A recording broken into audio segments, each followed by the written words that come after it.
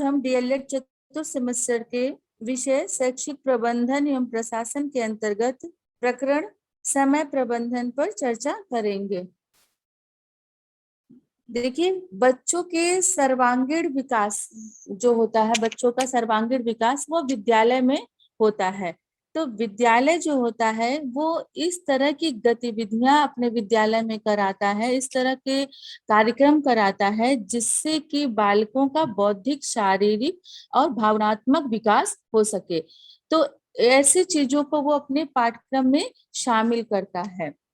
तो जब पाठ्यक्रम विद्यालय का कार्य हो गया कि बच्चों के लिए ऐसी गतिविधियों को संचालित करना जिससे कि बच्चों का सर्वांगीण विकास हो सके।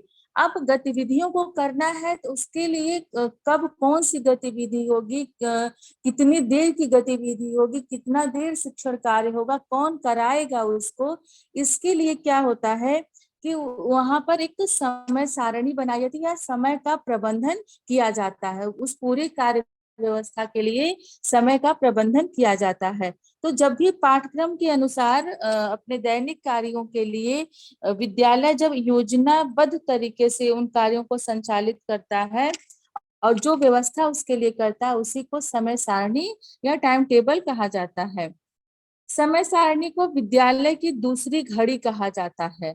दूसरी घड़ी, इसकी तुलना घड़ी से इसलिए की गई है कि जिस तरह से घड़ी हमें समय बताता है कि अब कितने बज रहे हैं, या दोपहर है कि शाम है, इसी तरह से जो समय सारणी या टाइम टेबल होता है वह भी घड़ी की भांति हमें यह बताता है कि कितने बजे किस विषय की क्लास है, हमें कहाँ जाना है पढ़ने, कौन सा शिक्षक हमें पढ़ाएगा या अन्य गतिविधियां कराई जाती हैं, तो वो भी पता रहता है कि हमें किस गतिविधि के लिए उसका क्या टाइमिंग है, लंच का क्या टाइमिंग है, पुस्तकालय में जाने का क्या टाइमिंग है।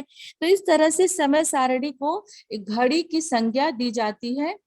इसके अलावा सप्ताह के विभिन्न दिनों में जो भी क्रियाकलाप होते हैं वो सब समय सारणी में उल्लिखित होते हैं। विद्यालय की जो समय सारणी की बात करते हैं तो विद्यालय की जो प्रबंधकीय व्यवस्था होती है, यानी विद्यालय में प्रबंधन की जो व्यवस्था की जाती है, उसमें विद्यालय की समय सारणी उसका एक अभिन्न अंग होती है। जिस तरह से विद्यालय को भौतिक संसाधनों का भौतिक संसाधनों का प्रबंधन करना पड़ता है, मानवीय संसाधनों का प्रबंधन करना पड़ता है, उसी प्रकार से विद्यालय को समय का भी प्रबंधन करना पड़ता है। अगर जिस विद्यालय में समय का उचित प्रकार से प्रबंधन न हो, जो उनको 4 घंटे, 6 घंटे, 5 घंटे क्लास वाइज, कक्षा वाइज जिस तरह का समय उनको मिला रहता है, अगर उसका उचित रूप से प्रबंधन न किया जाए तो वह विद्यालय या संस्था मात्र भीड़ रह जाएगी। जितने मानवीय संसाधन वहां पे उनके शिक्षक होंगे, उनकी एक भीड़ रह जाएगी, वहां पर कोई भी कार्य सुव्यवस्थित रूप से नहीं चल सकता है। इसीलिए कहते हैं कि समय सारणी विद्यालय का दर्पण होता है, जिसमें विद्यालय के समस्त कार्य या क्रियाकलाप उसमें प्रतिबिंबित होते हैं या दिखाई देते हैं। जब समय सारणी बन जाती है तो इससे विद्यालय का कार्य सुव्यवस्थित रूप से चलता है, उस योजना के अकॉर्डिंग चलता है, और इससे क्या होता है कि समय और श्रम का अपव्यय नहीं होने पाता है, सभी के कार्यों में संतुलन बना रहता है। चाहे वो शिक्षक हो, चाहे वो छात्र हो, निर्धारित समय पर जो भी उनके लिए क्रियाकलाप करने होते हैं उसमें वो संलग्न रहते हैं। अब बात करते हैं समय प्रबंधन के उद्देश्य, कि समय प्रबंधन क्यों आवश्यक है, किन उद्देश्यों को पूरा करने के लिए समय प्रबंधन किया जाता है। तो जो सबसे पहला उद्देश्य है हमारा, वह है निर्धारित पाठ्यक्रम को निर्धारित समय में पूरा कर सकेंगे। यानी कि जिस कक्षा के लिए जो भी पाठ्यक्रम चलाया जा रहा है उसके लिए जो समय सीमा दी गई है, उसको कितने समय में जो समय दिया कि उसको पूरा करने के लिए एक हमें दिशा निर्देश या एक हमें रूपरेखा मिल जाती है। जैसे आप लोगों का 6 महीने का सेमेस्टर होता है, एक सेमेस्टर, तो उस सेमेस्टर जब 6 महीने का पता है, अब उसमें जितने आपके सिलेबस में जो विषय हैं, जितना उसमें कंटेंट है, इसके अलावा जो अन्य गतिविधियां हैं, उसको उस समय में टाइम बाउंड है कि उसमें पूरा करना है, तो इसलिए इस हिसाब से समय सारणी बनाई जाती है। समय सारणी बनाने से यही होगा कि ऐसे ऐसे पढ़ाई हो गया, इन विषयों को इतना भार देना है, ऐसे कब क्रियाकलाप कराना, कब इंटर्नशिप पर भेजना है, तो एक व्यवस्थित तरीका हो जाता है, तो हम अपने पाठ्यक्रम को सही समय पर पूरा कर लेते हैं। दूसरा जो हमारा उद्देश्य है वह है पाठ्यक्रम से संबंधित समय समस्त विषयों एवं क्रियाकलापों को उनकी सापेक्षिक महत्व के अनुसार उचित समय प्रदान कर सकेंगे।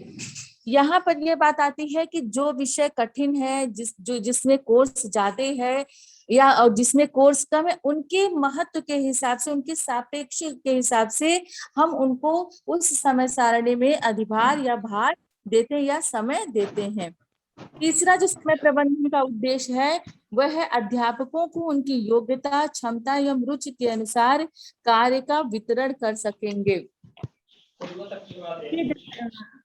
समय सारणी बनती है तो समय सारणी में शिक्षक जिस विषय का शिक्षक रहता है, जिसको जिस योग्यता होती है या अन्य क्रियाकलापों में शिक्षकों को जो क्षमता के अनुसार सभी शिक्षकों को कार्य दिया जाता है और उसको वो करते हैं। अगला जो उद्देश्य है समय प्रबंधन का वह है कि विद्यालय में उपलब्ध भौतिक साधन जैसे पुस्तकालय, खेल कूद के मैदान आदि के लिए उचित समय निर्धारित कर सकेंगे। यानी जब समय सारणी बनाई जाएगी, समय का प्रबंधन करेंगे, तो हमें उसमें शैक्षिक कार्यों के अलावा कि बच्चों को कब लाइब्रेरी ले जाना है या खेलने के लिए कब भेजना या अन्य गतिविधियों को कैसे कराना है, कब कराना है, तो वो समय प्रबंधन के तहत हम उस समय सारणी में मेंशन कर देते, क्योंकि उसको करने के लिए स्कूल टाइम से अलग टाइम नहीं आता है। इसलिए समय प्रबंधन का एक उद्देश्य ये भी है कि इन विभिन्न क्रियाकलापों के लिए भी उसमें हमें स्थान देना पड़ता है। अब हम बात करते हैं समय सारणी के प्रकार कि समय सारणी बनाई जाती है तो कितने प्रकार की बनाई जा सकती है या कैसी, किन आधारों पर बनाई जाती है। तो सबसे पहले बात आती है कक्षावार समय सारणी, यानी कक्षा के हिसाब से समय सारणी बनाई जाए। जैसे छोटी कक्षाएं हैं, शिशु फर्स्ट, सेकेंड, थर्ड, तो इनके टाइमिंग कम होगी तो इनकी अलग समय सारणी बनेगी। कक्षा 6 से आपका 8 तक की अलग समय सारणी बनती है, 9, 10, 11, 12 के लिए अलग समय सारणी बनेगी, और प्रोफेशनल कोर्सों के लिए, टेक्निकल कोर्सों के लिए उनकी समय सारणी अलग होगी कि उनका पाठ्यक्रम अलग होगा। तो एक जो समय सारणी का प्रकार है वो कक्षावार समय सारणी है। दूसरा है अध्यापक वार समय सारणी। कहीं कहीं पर ऐसा होता है कि टीचर या तो बहुत कम होते हैं या बहुत ज्यादा होते हैं, तो उनका समायोजन करने के लिए शिक्षकों के सभी शिक्षकों को भार देने के लिए या बच्चों की क्लासेस खाली न जाए, उसके अनुसार अध्यापक के हिसाब से समय सारणी बनाई जाती है। नेक्स्ट है आपका पाठ सहगामी क्रियाकलापों की समय सारणी, जो कि शिक्षा का उद्देश्य है कि बच्चों का सर्वांगीण विकास करना, बच्चों के हर पक्ष का विकास करना। तो इसके लिए जो विभिन्न तरह की पाठ सहगामी क्रियाकलाप कराए जाते हैं उसको भी समय सारणी में मेंशन किया जाता है या जगह दिया जाता है, तो उसके अनुसार भी टाइम टेबल का प्रकार होता है या बनाया जाता है। नेक्स्ट है अध्यापकों के रिक्त घंटों की समय सारणी। शिक्षकों को पढ़ाना है, पढ़ाने के लिए तैयारी करनी है जिससे वो अपना जो प्रस्तुतिकरण अच्छा कर सके। इसके अलावा अगर वो छोटे बच्चों को पढ़ाना है तो उनके लिखित कार्यों का मूल्यांकन करना है। अन्य भी कार्य होते हैं जैसे प्रैक्टिकल कराना है तो उसकी प्रिपरेशन कराना। तो इन सब के लिए शिक्षकों को समय सारणी के निर्माण में यह भी ध्यान देना चाहिए, प्रकार होना चाहिए कि उसमें शिक्षकों को खाली पीरियड दिया जाए। नेक्स्ट है लिखित कार्यों का मूल्यांकन की समय सारणी।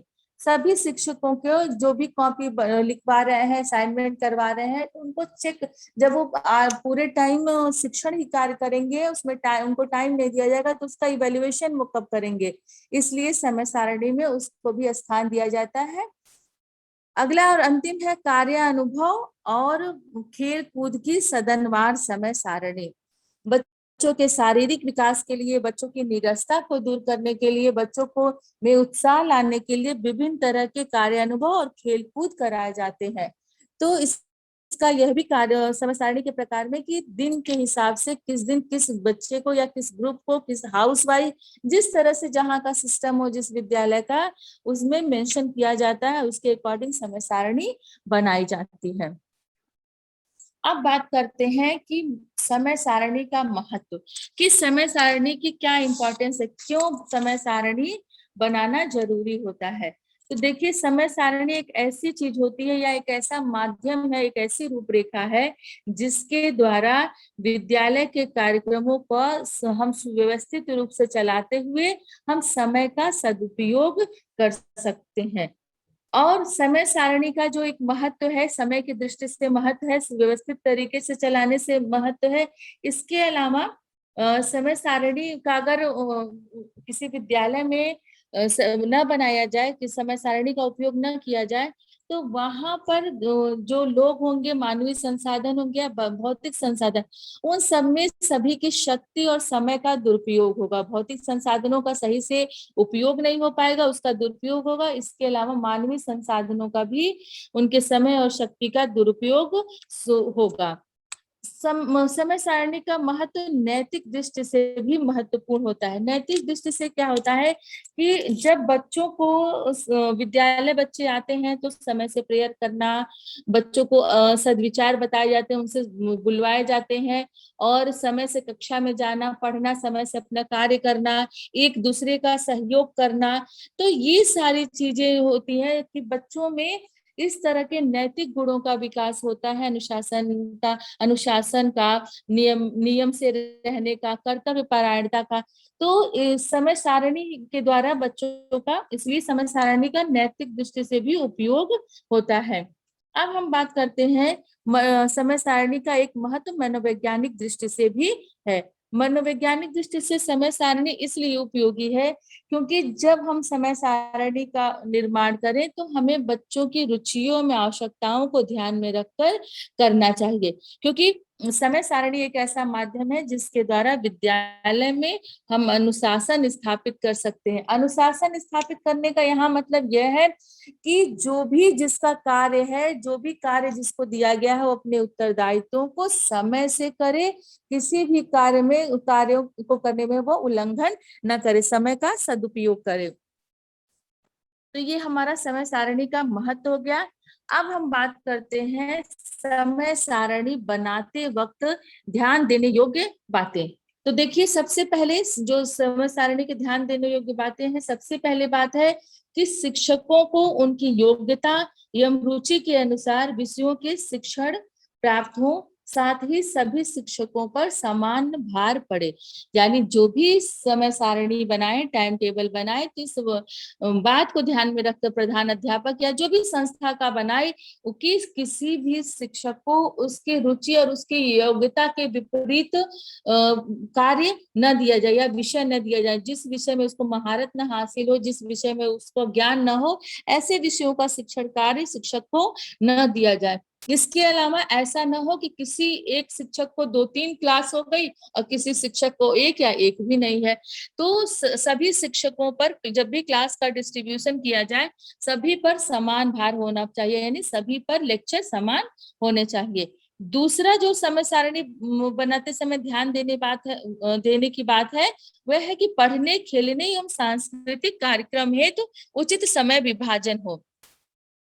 देखिए, सिर्फ शैक्षिक गतिविधि से बच्चों का हम उसके विभिन्न पक्षों का विकास नहीं कर सकते। इसलिए जो शिक्षा प्रक्रिया से अतिरिक्त अन्य गतिविधियां हैं, चाहे वो खेलने की हो, सांस्कृतिक कार्यक्रमों की हो, इसके अलावा पढ़ने, सभी के लिए समय उसमें उचित दिया जाए। उचित समय विभाजन का मतलब ऐसा नहीं कि खेलने के लिए 2 घंटा दे दिया जाए, पढ़ने का 1 घंटा रखा जाए, पूरा टाइम सांस्कृतिक कार्यक्रमों का, उनके महत्व के हिसाब से उनको समय दिया जाए। इसके अलावा समय सारणी बनाते समय विद्यालय में उपलब्ध, नेक्स्ट है शिक्षकों के न तो कार्य के घंटे लगातार होने चाहिए, ना ही विश्राम के। यानी कि जब भी समय सारणी बनाया जाए, ऐसा नहीं कि किसी टीचर के 2 घंटे लगातार हो, 3 घंटे, क्योंकि लगातार रहेगा तो वह थक जाएगा मानसिक और शारीरिक दोनों रूप से। और उसके बाद से वह जिस तरह से उसको अपने शिक्षण को प्रस्तुत करना है, प्रेजेंट करना है, प्रभावशाली शिक्षण करना, वह कर नहीं पाएगा। इसके अलावा विश्राम भी ना हो कि उसको 2-2 3-3 घंटे लगातार दे दिए, फ्री दे दिए जाए, तो पता चलेगा तो खाली बैठने पे भी जब हमारे पास कुछ काम नहीं होता तो क्या होता है, हमें नींद आती है, जम्हाई आती है, तो नीरसता आती है। तो ये सारी चीजों का ध्यान रखना चाहिए। नेक्स्ट हमारा है कि समय सारणी बनाते समय विद्यालय में उपलब्ध सभी मानवीय और भौतिक संसाधनों को ध्यान में रखना चाहिए। यानी कि हमारे पास कितने कमरे हैं, कहाँ बैठने की व्यवस्था है, कितने शिक्षक हैं, कितने बच्चे हैं, उसके अकॉर्डिंग हमें समय सारणी बनाना चाहिए। यानी अगर एक ही 2 टीचर है और पता चला हम उनका 1 घंटी लगाए, दूसरी घंटी खाली छोड़ दिए, तब तो फिर बच्चे खाली घूमेंगे। इसलिए जिस तरह की हमारे पास व्यवस्था हो, जिस तरह के संसाधन हो, इसको भी ध्यान में हमें रखना चाहिए समय सारणी बनाते समय।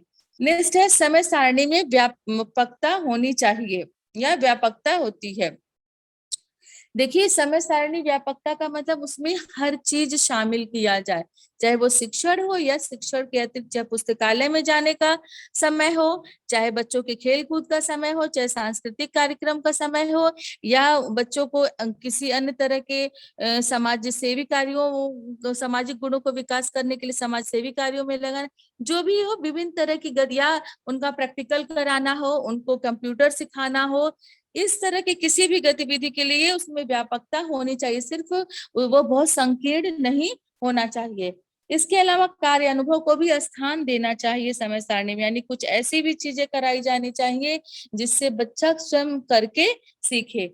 नेक्स्ट है शारीरिक शिक्षा से संबंधित क्रियाओं का आयोजन होना चाहिए।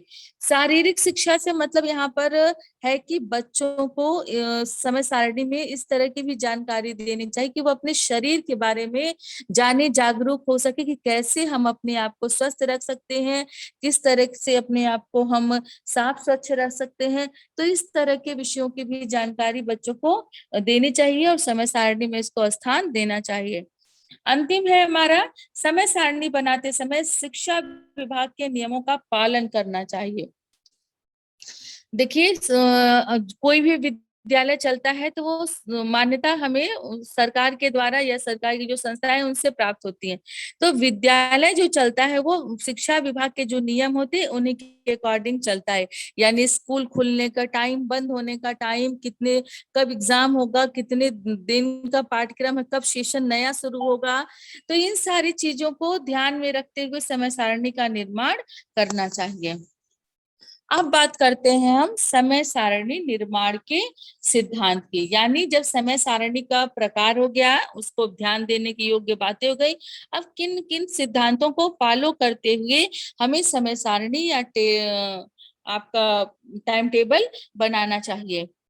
जैसे सबसे पहले हम बात करते हैं स्कूल के प्रकार कि देखिए, स्कूल का प्रकार भी डिपेंड करता है समय सारणी बनाने में, क्योंकि अगर कोई स्कूल सिर्फ बालिका का है तो उसकी समय सारणी अलग बनेगी, कोई बालक का है तो उसकी अलग, जहाँ सह शिक्षा होगी वहां का समय सारणी दूसरे तरह से बनेगा, उसको ध्यान में रखकर। इसके अलावा शहरी स्कूल है, ग्रामीण स्कूल है, तो वहां के क्रियाकलापों के हिसाब से उनका निर्धारण होता है, वहां की व्यवस्था के हिसाब से निर्धारण होता है।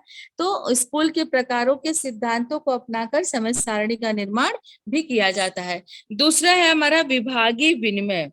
विभागीय विनिमय का मतलब यही है कि जो हमारा राज्य का शिक्षा विभाग है, जिस राज्य का जो शिक्षा विभाग है, जिस तरह के वो शैक्षिक वर्ष की लंबाई रखेंगे, जिस तरह जितना वो समय डिसाइड करेंगे और कब हमें सेशन स्टार्ट करना, कब हमें सेशन क्लोज करना है, कितने दिवस होंगे, कितनी छुट्टी होंगे, कितने कालांश होने चाहिए, कितने वर्किंग डे होने चाहिए। कुछ कोर्स ऐसे होते हैं, प्रोफेशनल कोर्स, उनका होता है कि डिसाइड होता है कि कम से कम इतने वर्किंग डे जरूर होने चाहिए।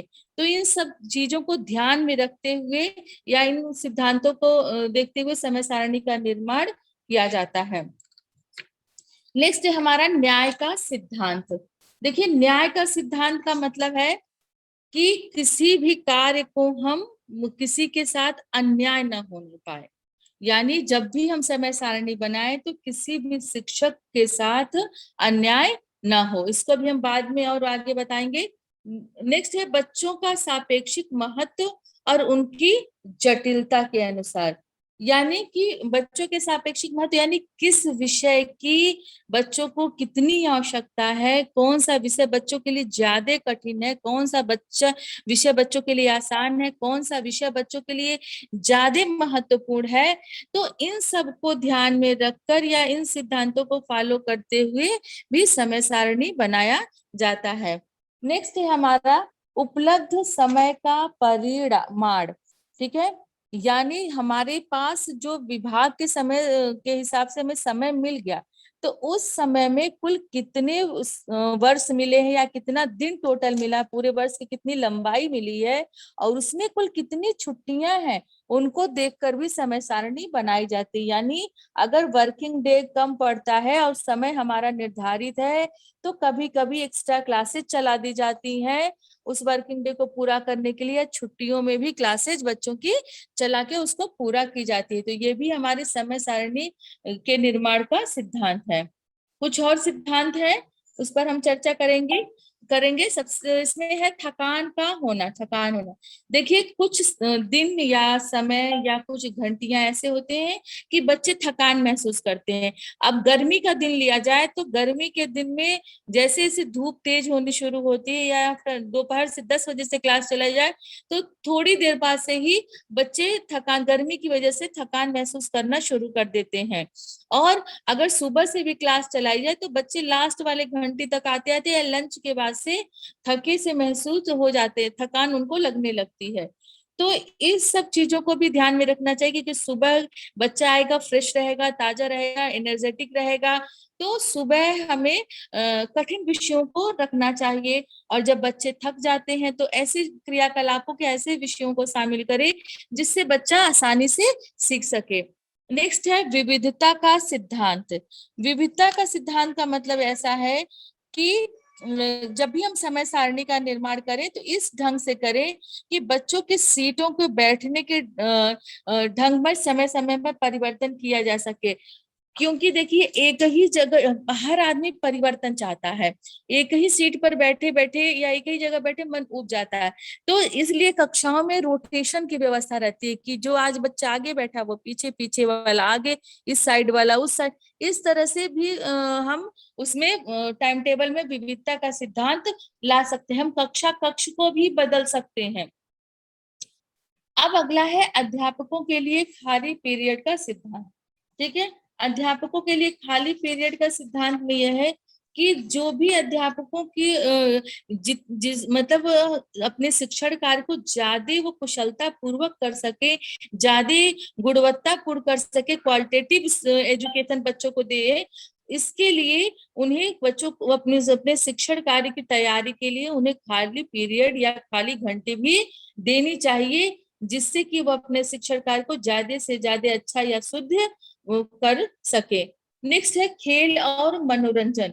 देखिए, खेल और खेल जो होता है एक तरह से हम कहेंगे कि उत्साह भरने की चीज होती है, वो पूरी तरह से उदासीनता को खत्म कर देता है और खेलना प्रत्येक बच्चे की नेचुरल टेंडेंसी होती है। तो इसलिए खेल और बच्चे जब पढ़कर थक जाए या विभिन्न तरह के क्रियाकलापों के द्वारा थक जाए तो समय सारणी में कुछ ऐसी गतिविधि या खेलों का या आराम का जरूर समय शामिल करना चाहिए जिससे कि बच्चों का मनोरंजन हो सके और बच्चों की नीरसता या उदासीनता या थकान को दूर किया जा सके। अब हमारा लास्ट में है संसाधनों का उत्तम उपयोग। देखिए, संसाधनों के उत्तम उपयोग का मतलब कि हमारे पास जो भी जितने भी संसाधन है वो उसका हम ज्यादा से ज्यादा उपयोग करें, यही हमारा एक अच्छा प्रबंधन होता है। तो जो भी हमारे पास ह्यूमन रिसोर्स है और आपका फिजिकल रिसोर्स है एवं इकोनॉमिकल रिसोर्स है, हम इस तरह से प्रबंधन करें या समय सारणी इस तरह से बनाए कि उनका हम ज्यादा से ज्यादा उपयोग कर सके। कहीं ऐसा ना हो कि वो उनका अपव्यय हो या वो बर्बाद होते चले जाएं। ठीक है, ये हमारा समय सारणी के निर्माण का सिद्धांत है। विविधता के सिद्धांत को हम 3 पॉइंट के द्वारा बता देते हैं जरिए कि कठिन विषयों के पीरियड लगातार नहीं होने चाहिए। ऐसी विविधता होनी चाहिए, क्योंकि अगर कठिन विषय पढ़ते जाएगा तो बच्चे क्या होंगे, ऊब जाएंगे, बोर हो जाएंगे और दिमाग भी उनका काम नहीं करेगा। इसके अलावा जहां तक संभव हो सके एक कक्षा को दिन भर एक ही कक्षा में नहीं बैठना चाहिए। जब क्लासरूम चेंज होता है तब भी बच्चों में थोड़ा सा, जब एक कक्षा से दूसरी कक्षा में मूव करते हैं, एक तो उनके शरीर में मूवमेंट होता है, चहलकदमी करते हैं, इससे भी उनका नीरसता दूर होता है। इसके अलावा जहां तक संभव हो सके एक अध्यापक के कक्षा में लगातार 2 पीरियड नहीं होने चाहिए, क्योंकि शिक्षक भी 2 घंटे पढ़ाते पढ़ाते बोर हो जाएगा, थक जाएगा, और बच्चे भी एक ही शिक्षक को एक ही शैली में पढ़ते पढ़ते बोर हो जाते हैं और उतने प्रभावशाली तरीके से नहीं सीख पाते हैं। इसी तरह से न्याय को सिद्धांत को भी इसमें है कि प्रत्येक अध्यापक को उसकी योग्यता के अनुसार विषय पढ़ाने के लिए दिया जाए। इसके अलावा सभी अध्यापकों पर शिक्षण का समान भार हो, किसी के साथ अन्याय बिल्कुल भी नहीं होना चाहिए। इसके अलावा अध्यापकों के शिक्षण के पीरियड लगातार नहीं होने चाहिए, क्योंकि पढ़ाने में शारीरिक और मानसिक दोनों शक्ति खर्च होती है। अब हमने एक समय सारणी इसमें डाला है। देखिए, एक शिक्षक वाले विद्यालय का के लिए समय विभाजन चक्र आपको दिख रहा होगा। ये यहाँ पर इस विद्यालय में सिर्फ एक शिक्षक है और कक्षाएं हमारी सब है आपकी। तो उस कक्षा आपकी कक्षा 1 2 3 4 5 कक्षाएं और एक शिक्षक। अब कैसे मैनेज करना है? अब यहाँ पर देखिए अध्यापक के हिसाब से समय सारणी बनाई गई है, टीचर सिर्फ एक है। अब उसको एडजस्ट करने के लिए हर कक्षा के मॉनिटर को लिया गया है। इस तरह से समय टी जो है वो टीचर है, एम मॉनिटर है। इस तरह से शिक्षक टाइम टेबल व्यवस्थित किया गया है कि कोई भी क्लास खाली नहीं रहेगी, सब में कुछ ना कुछ शिक्षण कार्य या व्यवहारिक कार्य वहां पर होता रहेगा। इसी तरह से ये 2 शिक्षकों वाले प्राथमिक विद्यालय है तो समय विभाजन चक्र या समय सारणी है। यहाँ पर 2 शिक्षक है, T1 और T2, और 5 क्लासें हैं। एम मॉनिटर उस क्लास के जो भी होंगे उनके द्वारा सारी कक्षाओं को, 5 कक्षाओं के पूरे 6-8 घंटे को वो समायोजित किया गया है और बच्चों को पढ़ाने की व्यवस्था की गई है। तो ये सारी चीजें सीखने की हैं आप लोगों के लिए कि जब भी आप शिक्षक बने तो किस तरह से वहां पर समय का उचित प्रकार से प्रबंधन करें और वहां पर बच्चों का नुकसान न होने पाए। जो भी हमारे पास संसाधन है हम उसका ज्यादा से ज्यादा उपयोग कर सकें। धन्यवाद।